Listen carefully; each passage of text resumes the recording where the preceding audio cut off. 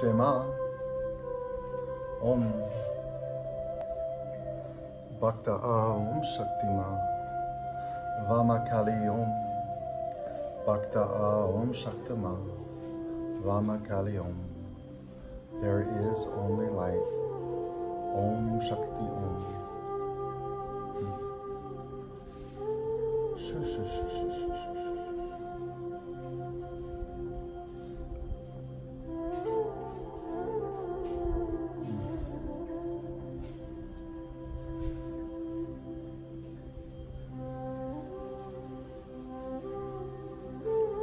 Who am I?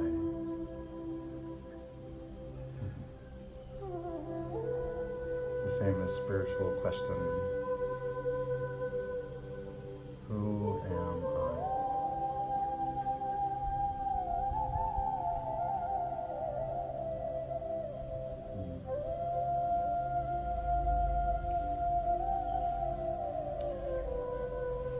We put on many masks and identities and characters. Father, brother, son, student, businessman, healthcare worker, doctor, healer, real estate tycoon, celebrity, yogi, climate change activist,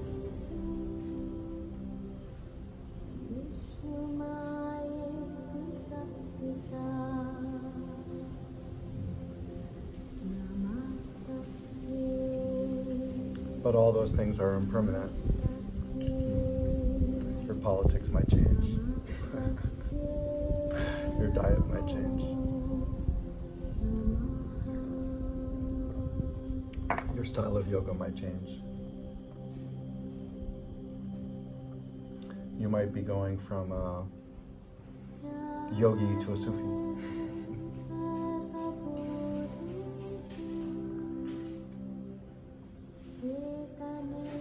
So all these masks we wear, the persona wears, cannot be who we are, because it's changing all the time. There's nothing to it. It's just an identity that, think about a doctor. They wear their white coat. They have the snakes on their lapel. So they're, it's like really like, without the white coat, who would they be?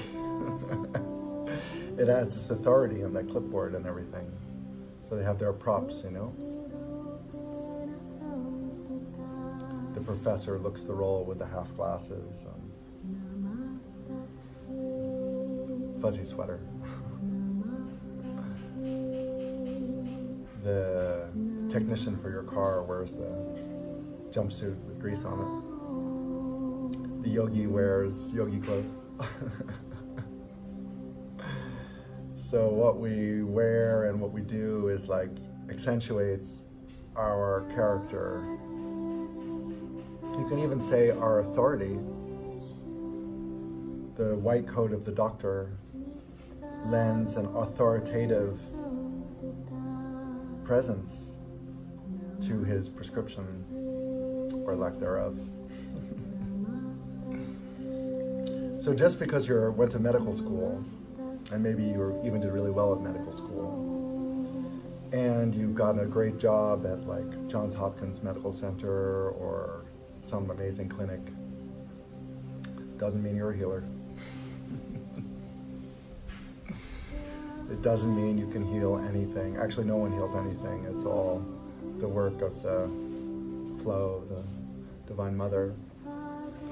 But within duality, just because you read something in a book, just because you have a white coat, doesn't mean you're a healer. And just because you wear yogi clothes and you know some asanas, and you've read a lot of books about yoga, and you've taken your 500-hour yoga teacher training, doesn't mean you're a yogi. Not in the traditional sense anyway. Are you seeing a thread here?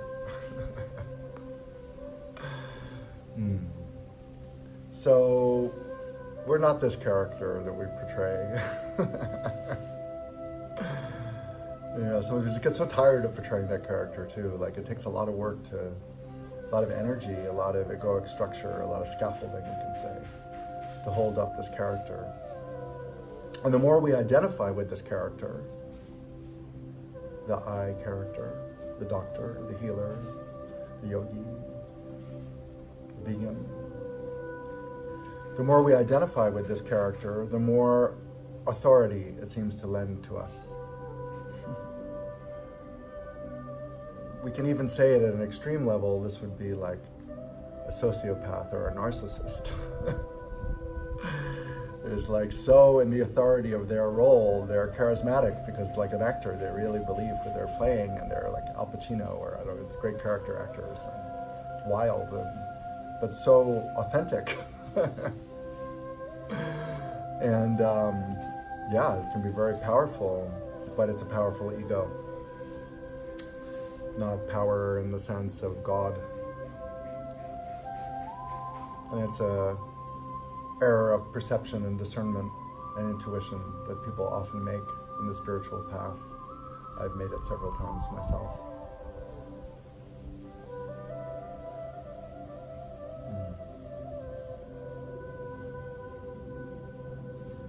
So you're not the yogi, and you're not the doctor, and you're not the guru. You're not any of those things. You're not the brother. You're not the lover. You're not the best friend.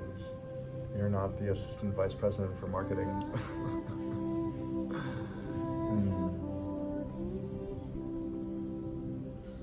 All these things which you might believe that you are, and of course we also believe that we're many of those things, like yogi, brother, son, chef, triathlete. I'm all those things, you know. But of course they're always shifting, and I'm not any of those things. They're just a character, like a Super Mario Brothers character. You know, if I'm a triathlete, I've got the outfit, I've got the bike. I'm a triathlete. You can even tell from like the physique of athletes, like the basketball player, the football player, the triathlete, the marathon runner. Like their body shows their athletic endeavors, and you immediately know who they are. And the person who identifies them as the marathon runner, you know, sees them in that prison. That's a marathon runner, that's an athlete.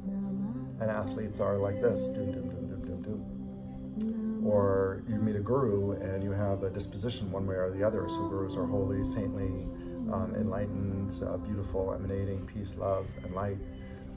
Or you have a thing against gurus and they're like all charlatans, they're faking it, they're after your money, they're evil, etc., etc., etc. So just by seeing the person in the guru clothes and the guru name and having disciples and whatever, already the person witnessing the character has a lot of predispositions about it. It's very tough to see the doctor as a human being, to see the airline check-in man as the human being, to see the steward on the plane as a human being, to see the guru as a human being. At least in the case of the people who work in the transportation industry, in the airline industry, like they're not pretending to be anyone else. Like the steward or the stewardess on the plane is that role for the plane ride for sure. But you can get into a trickier issue when the thing you're pretending to be, you're not, like people who pretend to be self-realized or enlightened. So not only you're not the yogi or the guru, but you're not self-realized or enlightened, but yet you allow others or you yourself promote yourself as this special state of consciousness, higher than everyone else. And you demand they bend the knee.